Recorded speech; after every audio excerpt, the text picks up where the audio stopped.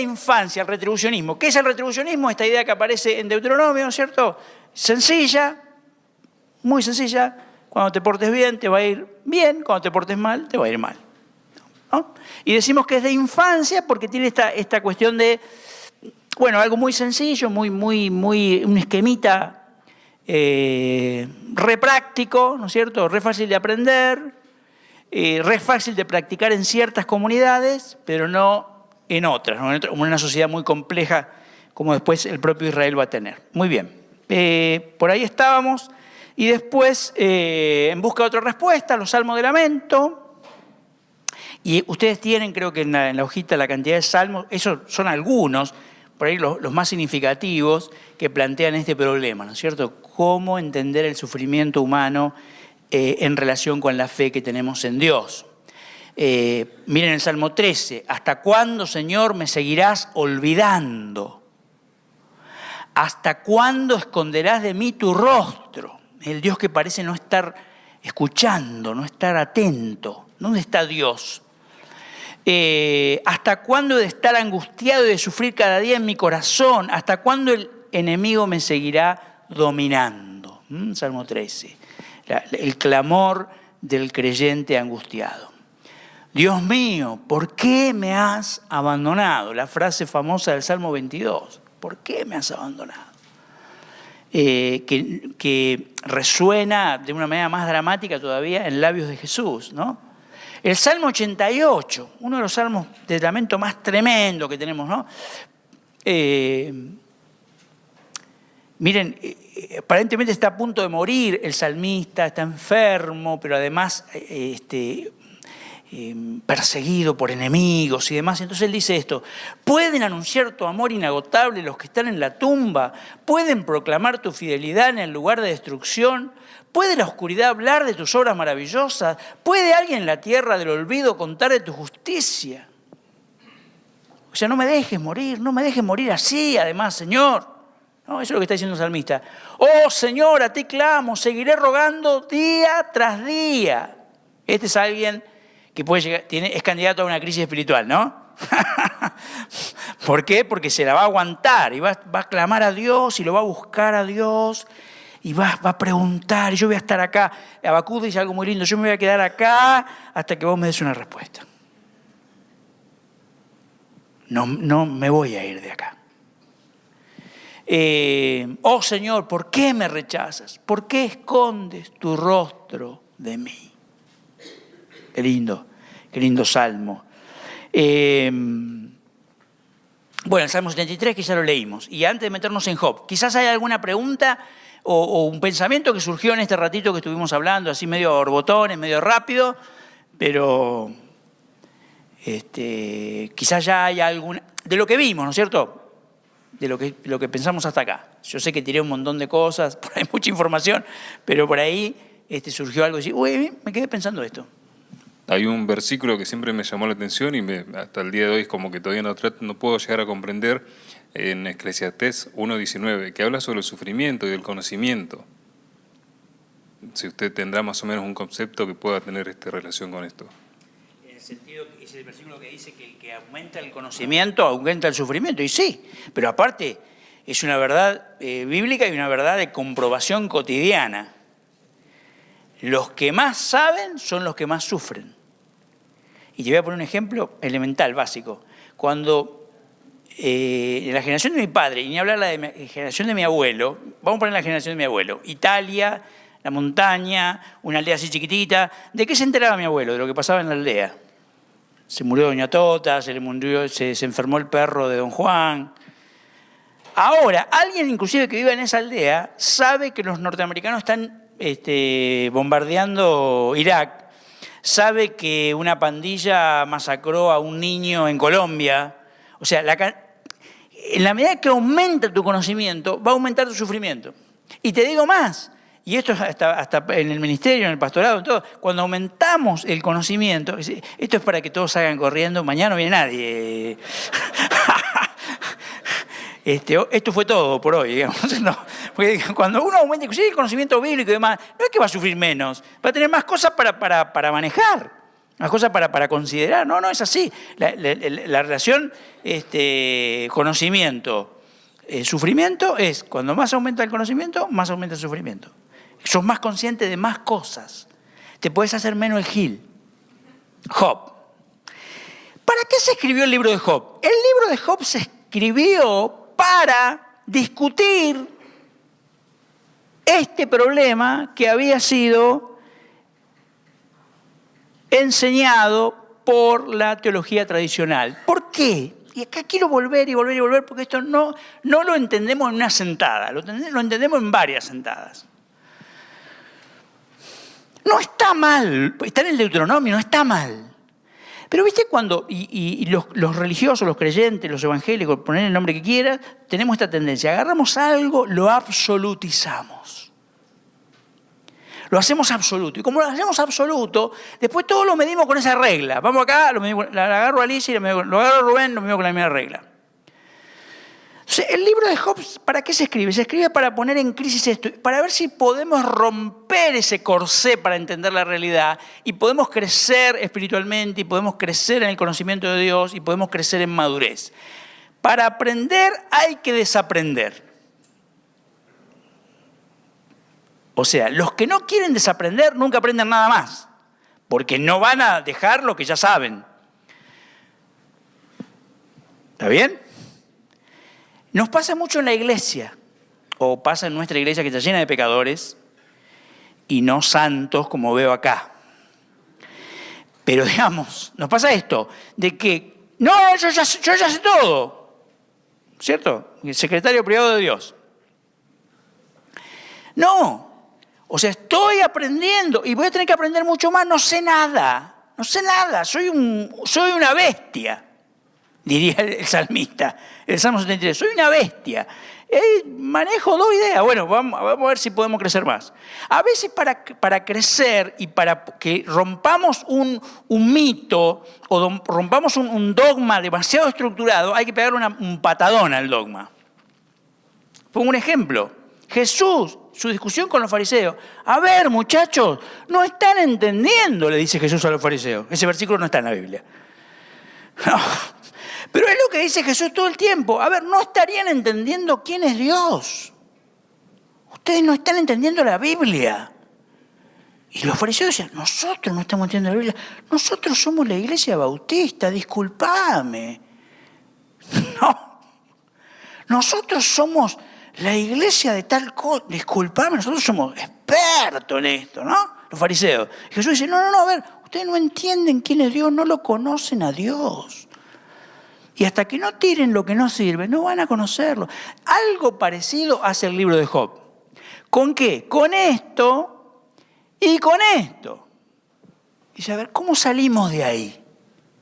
Si esa es la única explicación que tengo para todo. Y ojo, que yo dije al principio, es una explicación recontratenaz porque está en el sentido común. Salí ahora a la calle, si tuviéramos tiempo lo haríamos. Salimos a la calle y le preguntamos a la gente, ¿por qué la gente sufre? O ¿quién cree usted que debe sufrir? ¿O a quién cree usted que le tiene que ir bien? Y se le tiene que ir bien a la gente buena, como yo. ¿No? Aparte todos nos consideramos personas buenas, ¿no? O sea, es re tenaz porque está en el sentido común. Y Job se escribió para poner eso en discusión. ¿Cómo lo hizo? Rápidamente.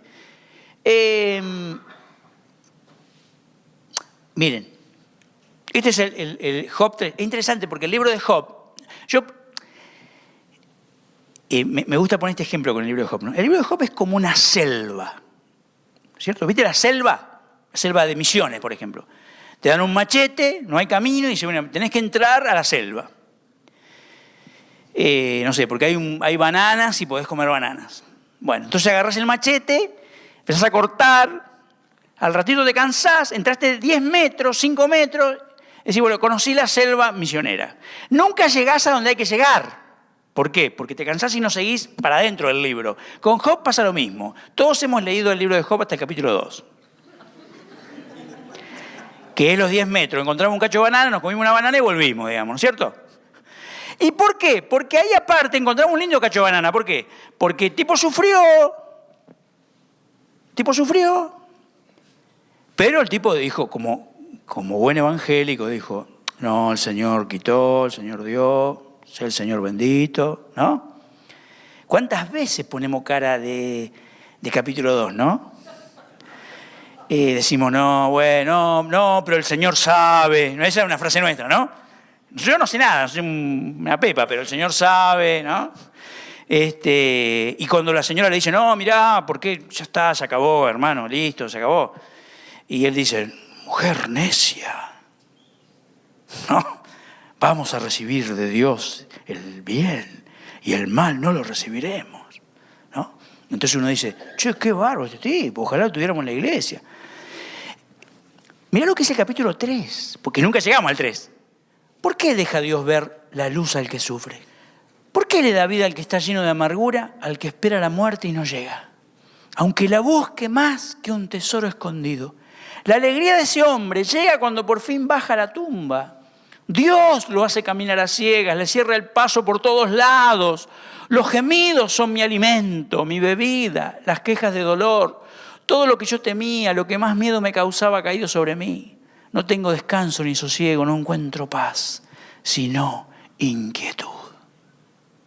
Ajá, no era el estado de ánimo del capítulo 2, ese día que estaba en la iglesia, ese día que fue la reunión de oración. El libro, tengo que contarte un poquito el esquemita del libro para que agarremos el argumento. Tiene un prólogo, y hoy nos vamos a dedicar solamente al prólogo, porque es muy aleccionador el prólogo, y con el prólogo alcanza si lo leeríamos bien. Muy bien, el prólogo. Después hay unos diálogos, entre comillas diálogos. ¿Por qué? Porque vienen 3 hermanos a visitarlo, ¿cierto? Y los tipos vienen con unos libritos bajo el brazo que son la doctrina tradicional, ¿no? Vienen caminando con la doctrina tradicional, ¿no? ¿Cómo andás, Job? Job les dice el capítulo 3 y se agarran una calentura los amigos, pero terrible. ¡Vos no podés ser! Y entonces empiezan a discutir con Job. Como tienen la doctrina tradicional, le dicen a Job, vos sabés qué, sos un pecador, sos una mala persona, sos un tipo cruel, malvado, oprimís a la gente. Yo, le dice Job, yo nada que ver. Yo siempre quise cumplir la ley de Dios. Porque ¿sabés cuál es el problema con el esquemita ese tradicional? Con este que teníamos acá, a ver si va. Ah, no, me pasé. Con este esquemita, mirá. ¿Cuál es el problema con este esquemita? El problema que tuvieron los amigos de Job. Yo digo, obediencia, retribución divina, sufrimiento. Ahora, como es circular, yo me puedo poner acá. Encuentro un tipo que está sufriendo. Y digo, está sufriendo. ¿Por qué será? Ah, desobedeció. Y entonces le vino la maldición divina. Se puede invertir. Y muchas veces en la pastoral lo hemos hecho. Somos crueles. Somos crueles. Encontramos a alguien que sufre y dice, hermano, arrepiéntase de algún pecado oculto. ¿En serio? ¿No? Porque tenemos esa sola explicación. Nuestro libro es corto, tiene una página. ¿No? Entonces, ¿qué pasa con Job? Job discute con una interpretación literal, simplista y descontextualizada de Deuteronomio 28. ¿Está bien? No discute con Deuteronomio 28. Discute con una interpretación literal, simplista y descontextualizada. Cuando vos agarrás una buena explicación y la ponés a donde no explica nada, estás ejerciendo violencia. Puede ser al texto bíblico o a las personas. Cuando agarramos una explicación que nos sirve y la aplicamos, estamos dañando a la gente. Porque estamos diciendo algo que decimos que es la verdad de Dios, pero en realidad no es la verdad de Dios. O dejó de serlo por la manera en que la estamos aplicando o lo estamos leyendo. Vuelvo para atrás porque te quería contar la estructura. Entonces, en los diálogos, que es la parte más grande del libro. ¿Por qué es la parte más grande del libro? Porque para eso se escribió el libro. Para ver si una buena vez abandonamos la explicación simplista. O sea, el libro se escribió deliberadamente. Fue inspirado por el Espíritu Santo, el autor del libro, para a ver si podemos abandonar las explicaciones simplistas y avanzamos. Entonces ahí discuten. ¿Cuál es el argumento? Job dice, yo no tengo la menor idea por qué estoy sufriendo. Es más, No sé por qué, pero sé que no es por lo que ustedes dicen. Y los amigos dicen, mira, Dios te hizo precio, querido. Y le dicen eso, ¿eh? Dios te hizo precio. Por lo malo que vos sos, te tendría que haber tratado mucho peor. Y seguramente tus hijos que murieron eran perversos, malvados. Claro, porque para defender la idea que tienen que cargar las tintas sobre el culpable, para que sea Job el culpable. A ver si termina siendo Dios el culpable. Después, bueno, y Job es un tipo que está en crisis espiritual. ¿Por qué? Porque se la banca y clama a Dios y ora y busca y se pelea con Dios. Le dice cosas horribles a Dios, horribles. Por ejemplo, en el capítulo 9 le dice, no es que vos no castigás a los injustos, a los malvados, vos los ayudás. Imagínate una oración. Entramos todo al culto, decimos, bueno, hermano, vamos a tener una oración. Y alguien se para y dice, Señor, yo quiero decirte que vos no solo no castigás a los malvados, vos los ayudás. Lo sacan entre 3 o 4, ¿no? A la carpa de liberación. Tremendo. El capítulo 24, son capítulos durísimos donde Job le planta cara a Dios y le dice, Señor. Y los amigos dicen, no, Dios es bueno, Dios es justo, Dios solo castiga a los que se portan mal como vos, que sos una mala persona. Y Job dice, yo no entiendo nada, no entiendo a este Dios, no entiendo lo que me enseñaron, estoy en crisis, estoy buscando. Señor, aparecé, decime, dame una respuesta. Y pelea con Dios, y se pelea con los amigos y con Dios, está en el horno. Hay un paréntesis, que el capítulo 28, es un paréntesis como diciendo, descansemos un rato. ¿Viste cuando cambia de tema? ¿Viste que esas conversaciones incómodas en la mesa? Que alguien dice, che, ¿alguien sabe cómo salió Boca? No. Hay que cambiar el tema. Bueno, el capítulo 28 tiene un rol porque muestra que la sabiduría, la respuesta la tiene Dios. Va a tener que aparecer Dios. Después Eliú, que trata de hacer una respuesta mejor que los amigos, pero en la línea de los amigos, otro amigo que aparece ahí.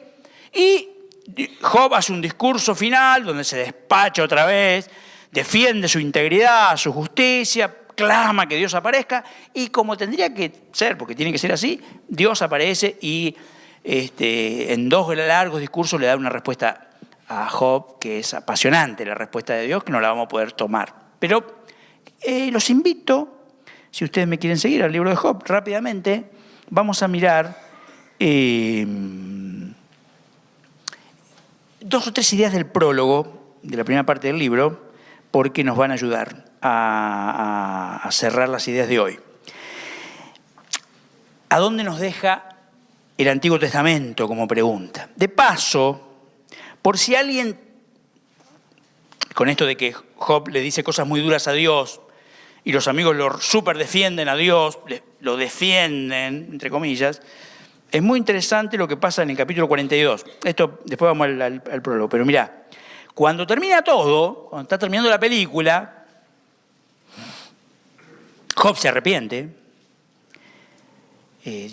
Job se humilla, Job reconoce que no sabía nada de Dios y que ahora está empezando a conocer quién es Dios a partir de esa crisis tremenda que ha tenido. Pero mirá lo que le dice Dios a los amigos de Job. Job 42:7. Después de haberle dicho todo esto a Job, el Señor se dirigió a Elifaz de Temán y le dijo, estoy muy irritado contigo y con tus 2 amigos, porque a diferencia de mi siervo Job, lo que ustedes han dicho de mí no es verdad. Terrible. Si nosotros fuimos los que te defendimos. ¿No? Interesante, ¿no? Muy interesante. El libro nos deja en una paradoja. Siempre cuando decimos la doctrina y repetimos la verdad desaprendida, ¿estamos diciendo la verdad? ¿O estamos diciendo lo que no es verdad sobre Dios? Qué terreno difícil, sagrado. Un poco lo que dice Jesús a los fariseos. Ustedes hablan mucho de Dios, pero no hablan del verdadero Dios, porque no lo conocen. Fuerte la palabra, ¿no? Muy bien, pero de eso no vamos a hablar ahora. Vamos no vamos a extendernos, vamos al capítulo 1. El libro es re pícaro, como muchos libros bíblicos. ¿Pícaro en qué sentido? quiere hacer caer al lector, quiere atraparlo y quiere hacerlo caer en la trampa. ¿Para qué? Para que quede atrapado por la verdad y se convierta, para decirlo así, ¿no? Miren cómo empieza el libro. Leo rápidamente. Job 1, ¿estamos todos ahí? ¿Tenemos la Biblia? Listo, un marcador para marcar. Dice, en la región de Uz había un hombre recto e intachable que temía a Dios y vivía apartado del mal. Este hombre se llamaba Job. O sea, primera cosa, el tipo es recto e intachable. O sea, califica para Deuteronomio 28. A este tipo le tiene que ir bien. Y le va bien. Mirá lo que dice ahora. Tenía 7 hijos y 3 hijas. Era dueño de 7.000 ovejas, 3.000 camellos, 500 yuntas de bueyes, 500 asnas, y su servidumbre era muy numerosa. Entre todos los habitantes del oriente era el personaje de mayor renombre. Sus hijos acostumbraban turnarse para celebrar banquete. El tipo era rico, era feliz. Sospecho que no tendría suegra. Tenía abundancia de recursos, de dinero. Era el ideal, o sea, cumplía la expectativa de la teología, cumplía el librito. Entonces estaba todo bien, el libro empieza en equilibrio, está todo bien, porque se cumple lo que dice la sana doctrina. Pero un día hay reunión de gabinete en el cielo. Dice, versículo 6, llegó el día en que los ángeles debían hacer acto de presencia ante el Señor y con ellos se presentó también Satanás. Es el acusador, el tipo que pone, esa persona que no debe faltar en ninguna comisión de iglesia. ¿No es cierto? Toda iglesia que se precie debe tener. Necesariamente esa persona que cuando ya estamos por tomar una decisión, tenemos un proyecto y todos estamos en un clima de amor y de gracia y nos sentimos iluminados por Dios, dice, hermanos, yo no quisiera generar un problema, ¿no? Pero, no, y ahí ya está. Muy bien, pero entonces aparece Satanás, que el tipo labura para Dios, o sea, es así, labura para Dios. Entonces está ahí en la reunión y dice, a ver, la conversación la saca Dios, eso es interesante también, ¿no? Versículo 7. Y el Señor le preguntó, ¿de dónde vienes? Vengo de rondar la tierra y de recorrerla de un extremo a otro, le respondió Satanás. Es un tipo que está ahí, vigilante, ¿no? ¿Te has puesto a pensar en mi siervo Job? Le dice Dios. Volvió a preguntarle el Señor, no hay en la tierra nadie como él, es un hombre recto e intachable que me honra y vive apartado del mal. Atenti, como diría el tango, atenti pebeta. ¿Por qué dice eso? El autor pone esto en boca de Dios, porque nos tenemos que sacar la duda de que el problema fuera Job. Acá el problema no es Job. ¿Y qué mejor para sacar una duda? Ya el autor nos dijo que es recto, apartado del mal, justo, qué sé yo. Pero ahora lo dice Dios.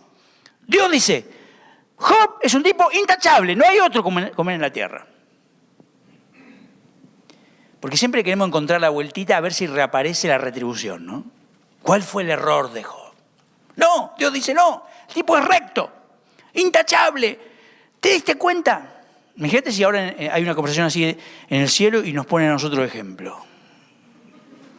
Esperemos que no. Muy bien. Mira lo que dice Satanás. Una respuesta muy aguda. Dice, versículo 10. ¿Acaso? El 9. Satanás replicó, ¿y acaso Job te honra sin recibir nada a cambio? Bien. Miren, sería genial que, el diablo es muy agudo, porque sería genial que hubiera hecho la típica objeción que haríamos nosotros, por ejemplo, una objeción de mucha menor calidad. Por ejemplo, nos dicen, vos no sabés lo que es Eduardo, un tipo extraordinario. Y vos decís, sí, pero vos no lo conociste en la casa. Vos no sabés lo que es este tipo en el laburo. ¿Cierto? Vos porque no lo viste alimentar al perro, no sé, lo que sea. Porque ¿cuál es la idea? La idea de la hipocresía. Esa sería la objeción de la hipocresía, ¿está bien? O sea, sí, es bueno en muchas cosas, pero vos porque no conocés ese otro aspecto. Pero Satanás no va por ahí. Toma por hecho de que Job es recto, es intachable, es apartado del mal, es un hombre justo. ¿Qué es lo que discute Satanás? Las motivaciones. ¿Por qué? por qué lo hace.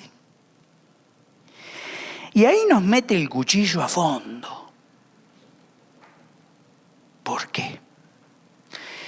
¿Cuál es el otro problema? Aparece acá, como si tuviera pocos, la idea retribucionista. ¿Por qué? Porque la idea retribucionista termina generando un creyente que trabaja a sueldo. Yo trabajo a sueldo. Soy un mercenario. ¿Por qué? Porque yo cumplo y Dios cumple. Yo trabajo y Dios paga. Yo doy y Dios me recompensa. Por ejemplo, hoy en día las teologías llamadas de la prosperidad hacen uso y abuso de este esquema. Y construyen trabajadores a sueldo. Gente interesada. ¿Por qué? Porque está bien, si vos das 1000, Dios te va a dar 10.000. Si pones 100, te va a dar 500. Y en el fondo, ¿por qué lo estás haciendo? ¿Por Dios? No, por tu santo bolsillo. Entonces, eso es lo que... Fíjate el dedo en la llaga, que dice, a ver, está bien, Eduardo hace todo lo que hace, pero ¿por qué lo hace? Es una pregunta dolorosísima. Dolorosísima. Un problema que tiene ese esquemita, que si funcionara, sería un problema. Esta es la crisis de una manera de pensar.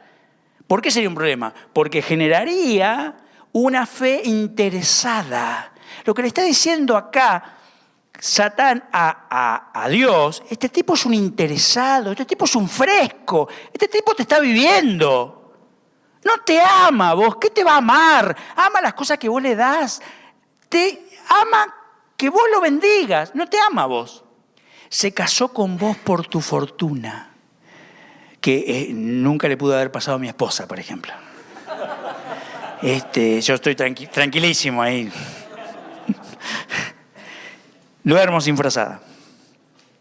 Porque justamente que dice, a ver, ¿por qué está con Dios? Porque Dios lo cuida. Mirá lo que dice don Satanás en Job. Perdí, esto es el problema de la Biblia eléctrica.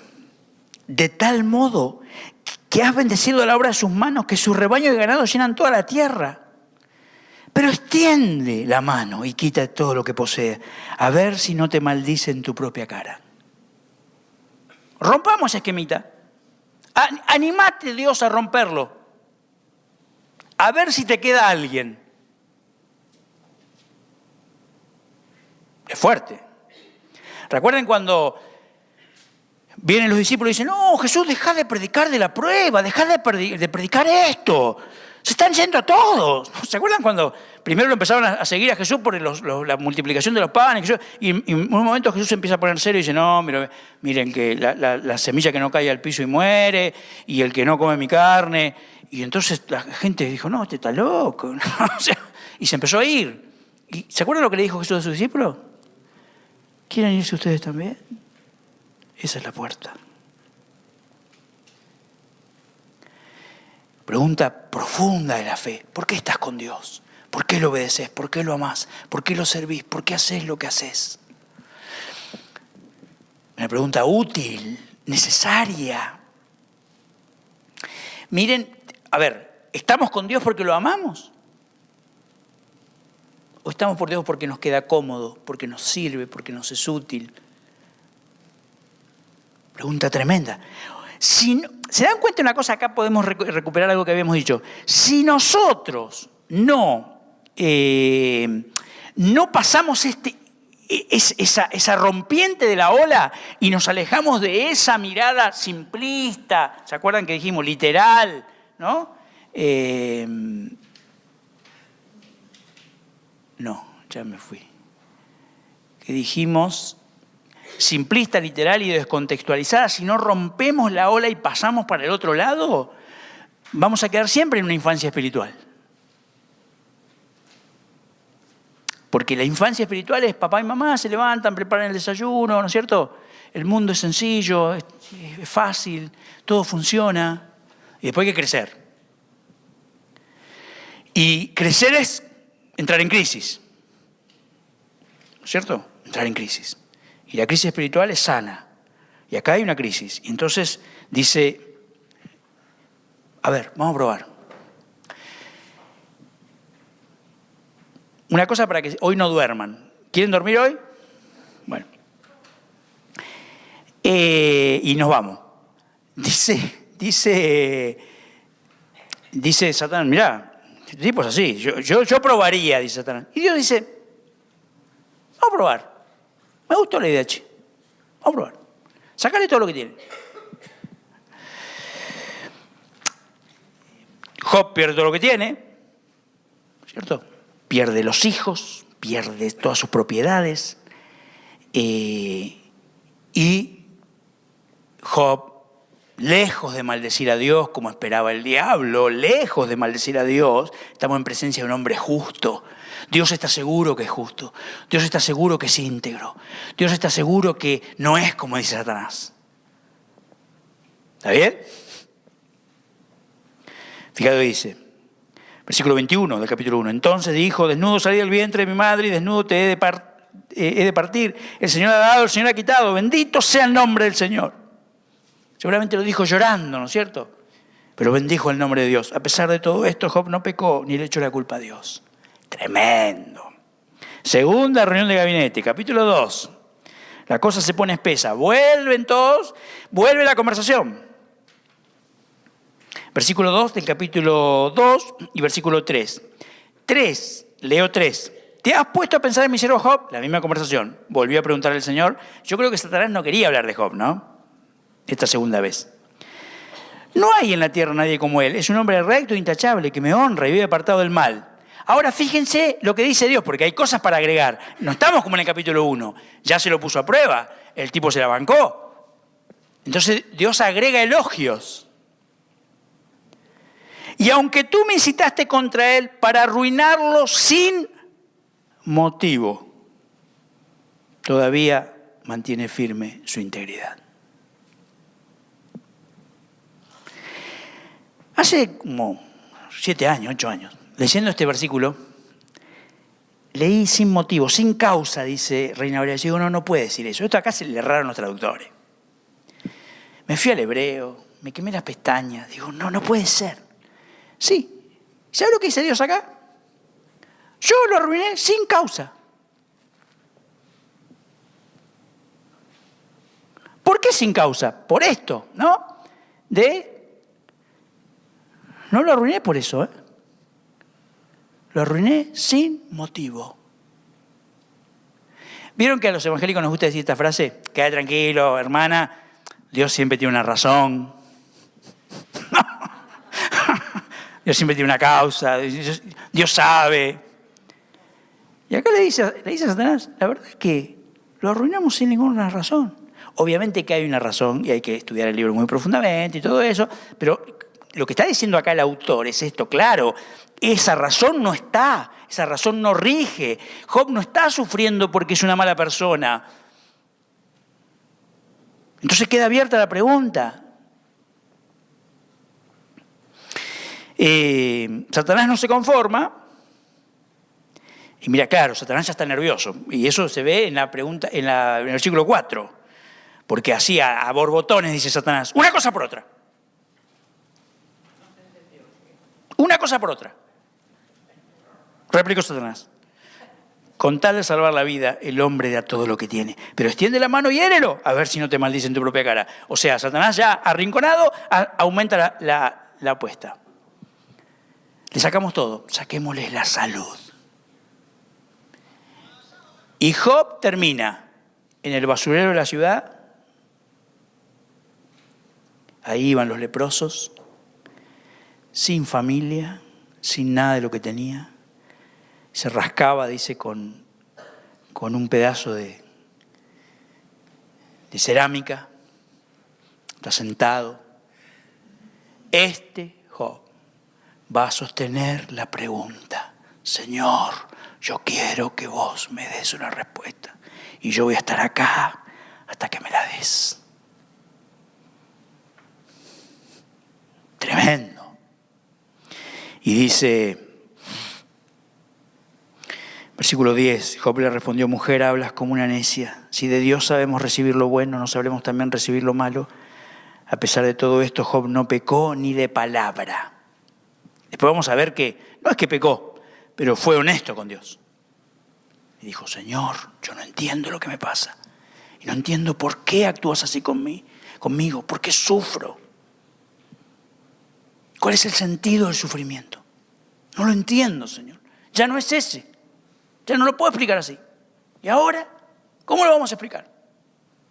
Y el Antiguo Testamento nos deja ahí. No puede ir más allá. No tiene los elementos para ir más allá. No tiene la revelación para ir más allá. Vamos a tener que pasarnos al Nuevo para dar el gran salto. O sea que el que no venga mañana se lo pierde. Esto es así un truco que tengo yo para asegurar la audiencia. No, es un chiste. Pero digo, en serio, tenemos que irnos al Nuevo, porque el Nuevo va a tener recursos espirituales para decirnos, claro, ahora y el cambio entre el Antiguo y el Nuevo va a ser tremendo. Por lo menos el Antiguo nos lleva a este punto.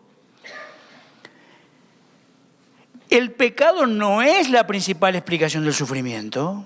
El pecado personal, el pecado de las personas. El sufrimiento está allí. ¿Qué hacemos? ¿Qué respuesta le damos? Y va a venir Jesucristo, ¿cierto? Va a venir el Señor y nos va a dar una nueva perspectiva. Pero no solo con palabras. La nueva perspectiva la va a dar con su vida, con su obediencia, con su pasión, con su muerte y con su resurrección. ¿No? Y mañana vamos a hablar de eso. Pero hoy nos quedamos con esta idea. Voy a dar un ratito para preguntas, pero nos quedamos con esta idea. La crisis es una crisis que está en la Biblia. Es una cosa genial. Ya que la Biblia tenga la crisis me ayuda. ¿No? Porque muchas veces pensamos que la crisis la tenemos nosotros y nadie más. Es una pregunta que los grandes hombres y mujeres de Dios se han hecho. Han pasado por ese valle de sombras. Entonces ya nos da un consuelo tremendo. La Biblia es mi aliada para caminar mi crisis de fe. Ahí voy a encontrar recursos para mi crisis de fe. Me va a dar las palabras que yo no tengo. Cuando esté sufriendo y no entienda, voy a encontrar en la Escritura la oración que necesito. Yo también puedo decir: Dios mío, ¿por qué me has abandonado? ¿No? No tengas miedo de orarla. Orá esa oración. Porque Dios me da palabras para acercarme a Él.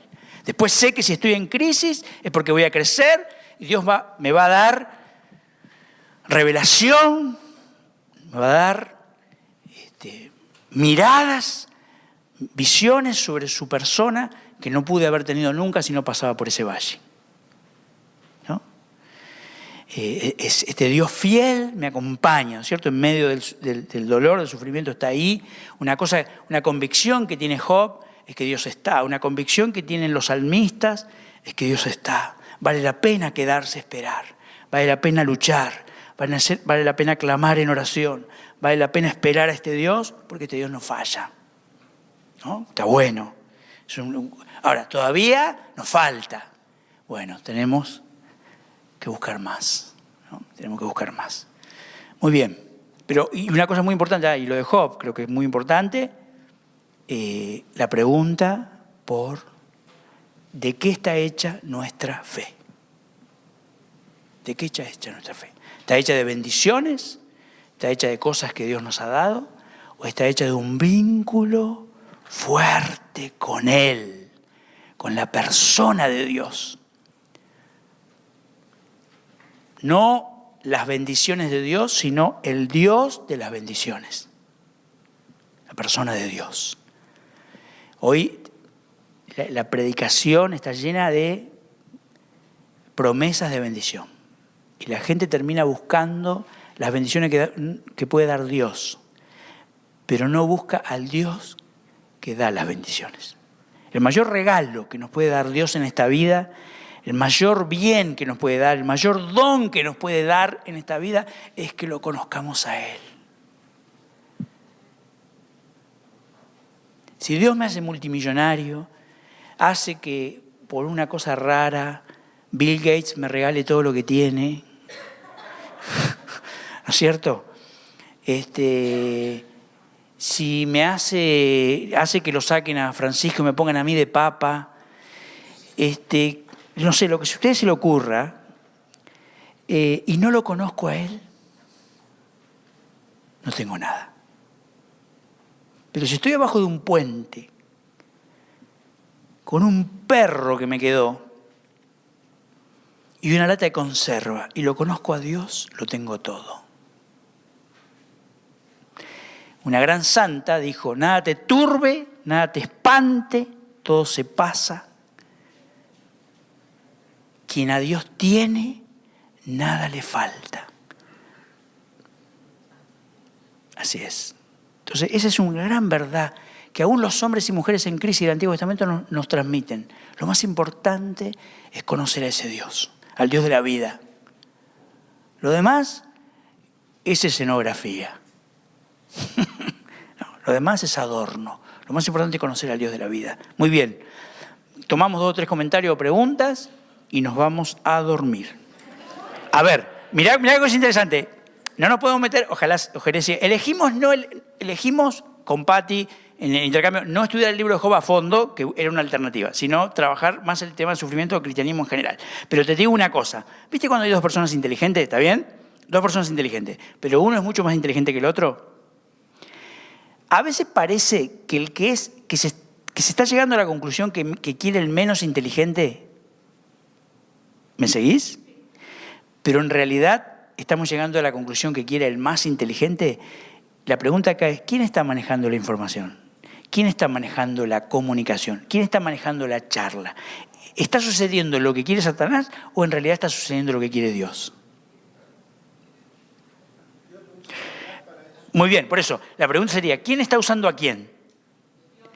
¿Está claro? ¿No es cierto? Me parece que queda bastante claro que Dios está usando las preocupaciones de Satanás, que no son preocupaciones muy santas, por el honor de Dios, digamos, ¿no es cierto? Porque un poco lo que Satanás le dice, este tipo te está tomando el pelo, ¿no? Eso es lo que dice Satanás. En criollo, lo que le dice es, este tipo te está tomando el pelo, te está haciendo creer que es cristiano, que es justo, porque es bueno y en realidad es un interesado, ¿no?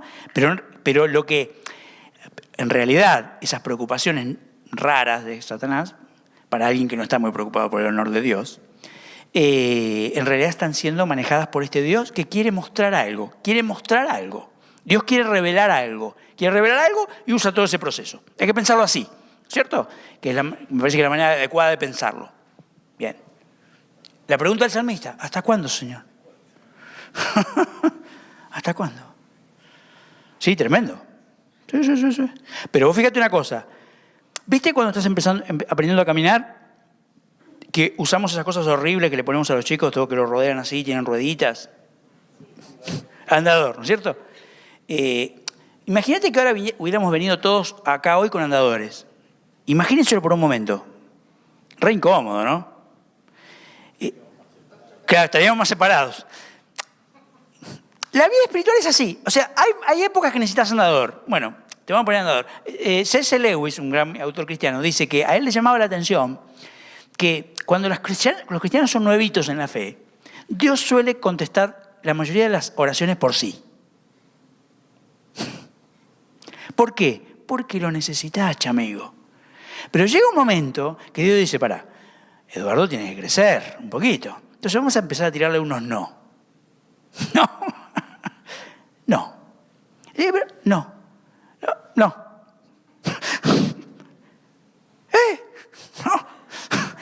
Yo digo, esto es lo mismo, el andador. Muchas veces tenemos cosas en la vida espiritual que son como andadores que llevamos. Llevamos andadores. Dice, por ejemplo, esta idea es como un poquito una idea de andador. Es decir, yo voy a amar a Dios, lo voy a obedecer, voy a ordenar mi vida, qué sé yo, y Dios me va a bendecir, me va a respaldar, qué sé yo, pim pum pam. Eso sirve un tiempo. Después tengo que decir, a ver, bueno, Eduardo, hoy vamos a probar sin andador. ¿No es cierto? Entonces, yo la primera vez que la bicicleta, las rueditas esas que le ponemos atrás, ¿saben lo que me pasó la primera vez que me sacaron las rueditas? Me fui a la zanja, así de cabeza. ¡Bum! ¿No es cierto? ¿Por qué? Porque estaba acostumbrado a las rueditas.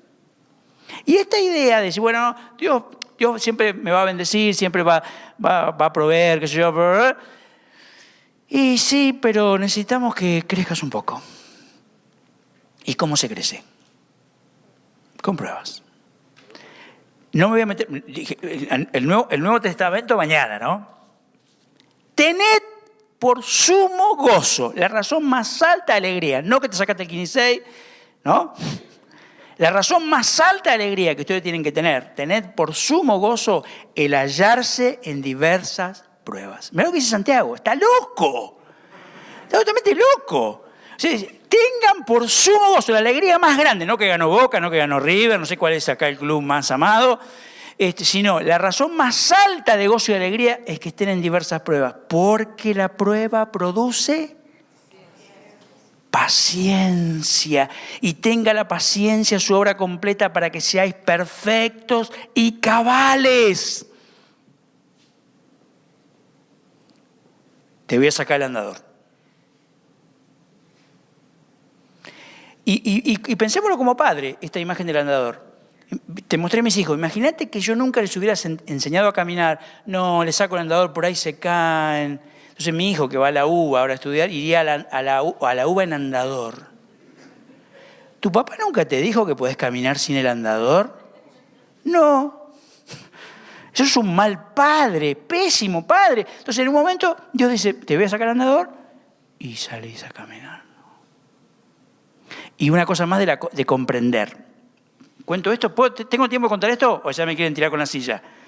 Prometo que cuento esto y me voy. Yo tengo una perra, que no la puse en la familia, pero tendría que estar en la familia. Bethel es mi segunda hija. Es una perra ovejera. Tiene un carácter hermoso, alegre.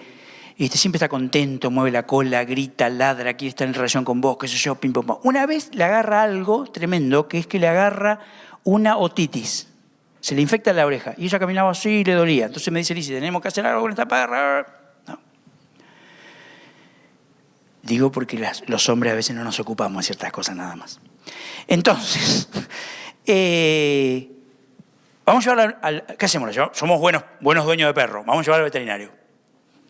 La agarramos a la perra, la subimos al auto, ya no le gustó, porque nunca va en auto. Ya estaba así como...